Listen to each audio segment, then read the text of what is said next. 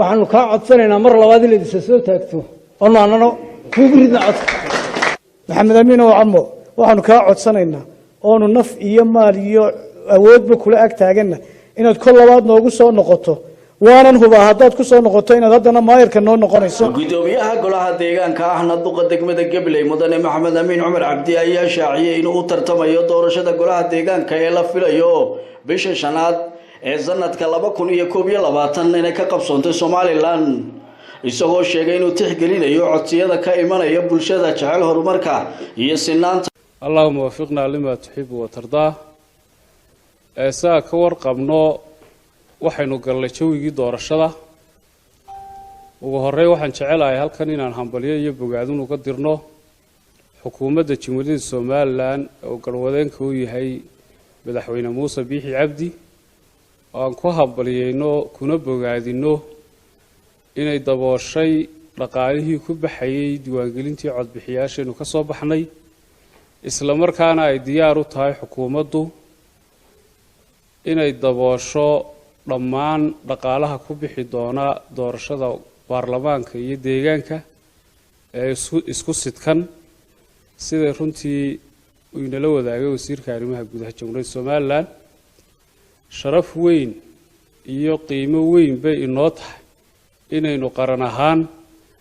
ay xukuumaddu hirgeliso oo awoodi karto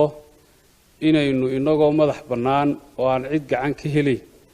aynu daboolo ama dabarno dhaqaalaha ku baxaya doorashada culayska leh runtii waa dadaal aad iyo aad u weyn oo aan ku hambalyeeyno xukuumadda aan uga mahad celiyeyno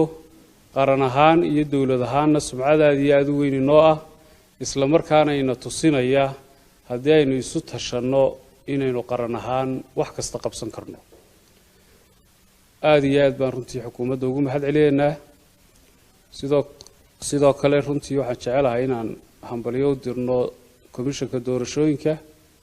iyo asxaabta qaranka sida hufan ay uga soo baxeen ama uga wada shaqeynayeen diiwaangelintii codbixiyaasha isla markaana ugu diyaar garoobeen hirgelinta doorashada isku sidkana culeyskeeda leh intaa marka laga yimaado anigoo eegaya oo tixgelinaya talooyinka indheergaradka aqoon-yahanka culimada ganacsatada haweenka dhalinyarta iyo qurba joogga anigoo eegaya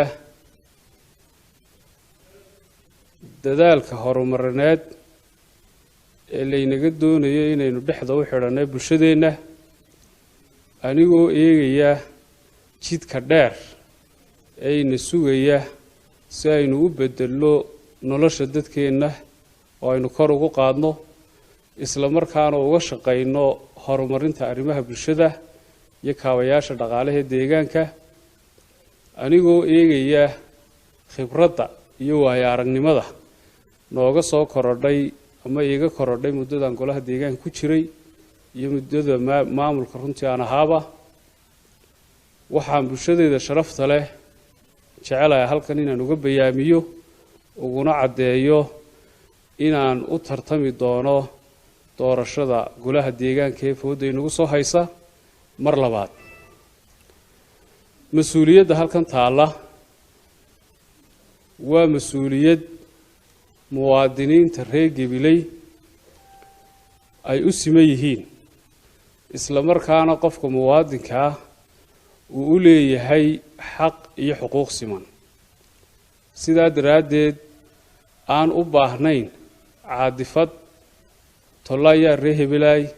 iyo ilmaadeernimo iyo kana ilmaadeerkaya laakiin u baahan caqli iyo xaqiiq ku dhisan sinaan iyo cadaalad si loo horumariyo bulshada deegaanka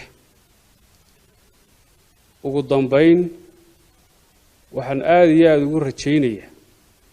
dadweynahayga sharafta leh ee ku kanalool degmooyinka iyo tuulooyinka gobolka inay ii dooran doonaan mar labaad inaan ku matalo xubnaha golaha deegaanka ee Gabiley. waa Muuse Xuseen Xasan telefishinka Gobonimo gobolka Gabiley.